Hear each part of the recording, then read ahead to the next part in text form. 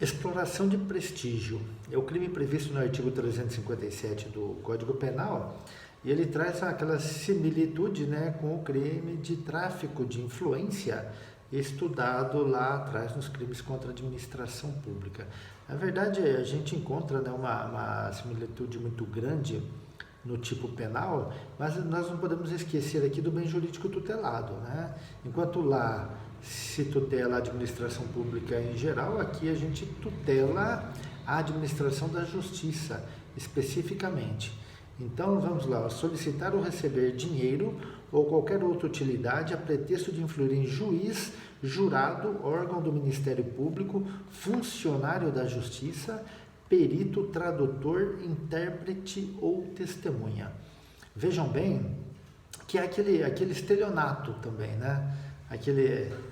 O sujeito, ele solicita ou ele recebe o dinheiro ou qualquer outra vantagem, aqui ele usa o termo utilidade, né?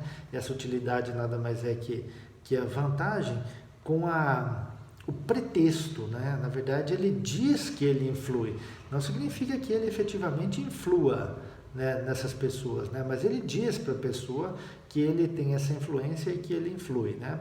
Solicitar, pedir, pleitear, requerer, né? Receber quando ele aceita em pagamento, né, dinheiro ou essa outra utilidade, essa outra vantagem, né? Não é necessário que ele diga exatamente quem é o juiz, exatamente quem é o promotor, exatamente quem é a testemunha ou quem seja a pessoa a quem ele vai influir, né?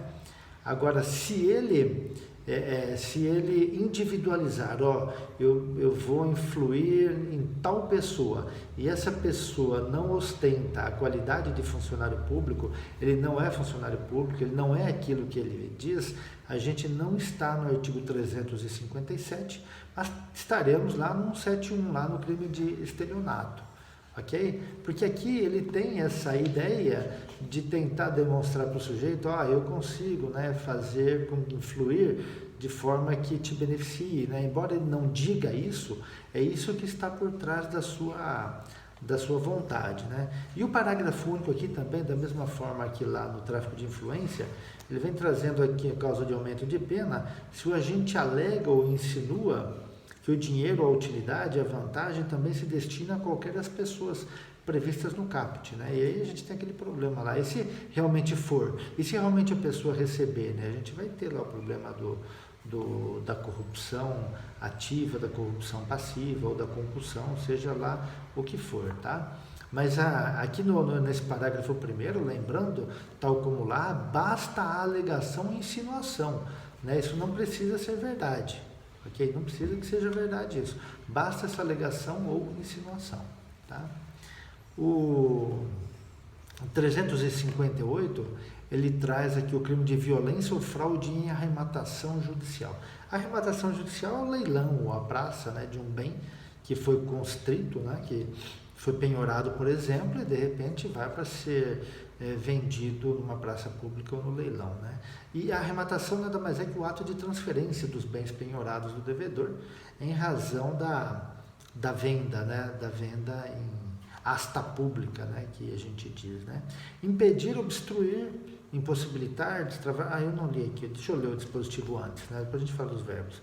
Impedir, perturbar ou fraudar a arrematação judicial, afastar ou procurar afastar concorrente ou licitante por meio de violência, grave ameaça, fraude ou oferecimento de vantagem.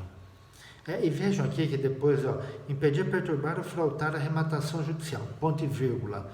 Depois vem afastar ou procurar afastar concorrente ou licitante por meio de violência, grave ameaça, fraude ou oferecimento de vantagem, né? Para alguns autores, esse ponto e vírgula significa que nós estamos tratando de um tipo penal misto cumulativo, ou seja, se o sujeito praticar aqui a primeira parte, que o impedir e também afastar, a gente tem a possibilidade do concurso. Agora, se ele impediu e perturbou, a gente está dentro de um tipo penal misto alternativo, né? Então, vamos sempre tomar cuidado com isso, né?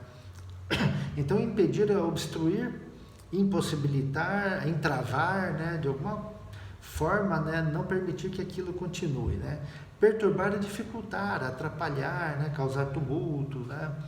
fraudar e iludir, enganar, né? Colocar alguém numa situação de erro por meio de um ardil, de um artifício, né? Afastar quando eu tiro do caminho, procurar afastar, né? Na verdade, a gente tem aqui um crime de atentado ou empreendimento, né? Que são aqueles crimes em que a lei equipara a tentativa à consumação, né? Porque procurar afastar é quando eu estou tentando, né? Mas ele trouxe aqui essa tentativa, né, como um crime consumado, né? Então a gente diz que esse é um crime de atentado, né, ou um crime de empreendimento, tá? Mediante por meio de violência, né, violência e emprego da força física, grave ameaça, aquela promessa de mal ou grave, injusto, né, e que é possível ser concretizado, né? E a fraude por meio de artifício ou ardil. Na parte correspondente à pena, a gente tem um concurso material obrigatório, né, que em havendo violência, obrigatoriamente haverá o concurso. Às vezes acontece isso, né, em arrematações, né? A tendência é que isso acabe em razão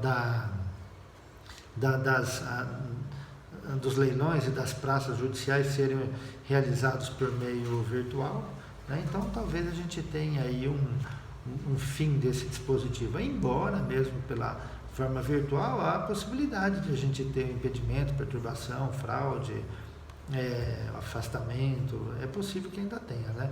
Mas há uma tendência em diminuir esse tipo de conduta. E por fim a gente tem o crime de desobediência de decisão judicial sobre perda ou suspensão de direito. Então diz lá o 359, exercer função, atividade, direito, autoridade ou munus de que foi suspenso ou privado por decisão judicial.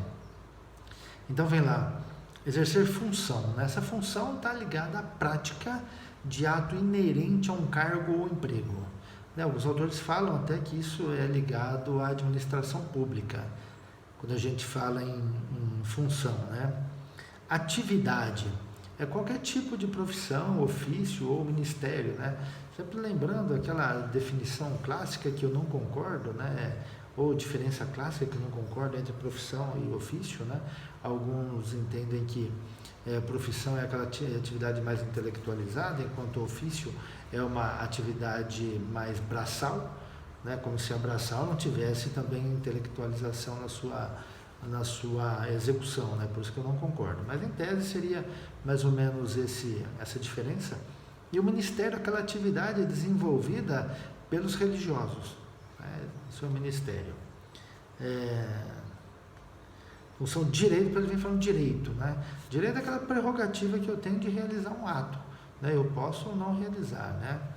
Então, exercer função, atividade, direito, autoridade, ou seja, o poder de emitir ordens e exigir o seu cumprimento, né? O que caracteriza a autoridade não apenas emitir as ordens, mas também exigir e fazer com que sejam cumpridas, né? O munus, né? Munus é ônus, encargo, né? Obrigação, né? Geralmente o munus pode ser decorrente da lei, pode ser decorrente da sua própria atividade, né? De que foi suspenso ou privado por decisão judicial. Aqui quando ele fala aqui, ó, que foi suspenso ou privado por decisão judicial, a gente já afasta aí aquelas decisões administrativas ou decisões civis. Ela não se aplica a esse dispositivo aqui. O STF, uma decisão, ele entendeu que esse dispositivo ele somente se aplica se tratar de efeitos da condenação, lá previsto no artigo 92 do Código Penal, né, que vem dizendo lá, deixa eu achar aqui, 92, são também efeitos da condenação a perda de cargo, função pública, né, ou mandato eletivo, né, no inciso 1, né, e vem lá as situações, a incapacidade para o exercício do poder familiar, tutela, curatela, a inabilitação para dirigir veículo, né. Então, há uma decisão do STF entendendo que somente se aplica em casos do artigo 92, né, quando se tratar de efeitos de condenação. Uma outra discussão, né, se aplica nos casos de aplicação de pena alternativa, né, de acordo com o Supremo Tribunal Federal, não. Né, em relação à suspensão do processo, também de acordo com esse entendimento do STF, também não se aplica. Se for uma desobediência, uma decisão de afastamento do lar lá previsto na Lei Maria da Penha, né? A Lei Maria da Penha já tem um tipo próprio para isso no artigo 24A da Lei Maria da Penha. Se tratar em relação à Lei de Falências, né? O artigo 176 da Lei 11.101 de 2005 também tem o tipo próprio, então não se aplica aqui.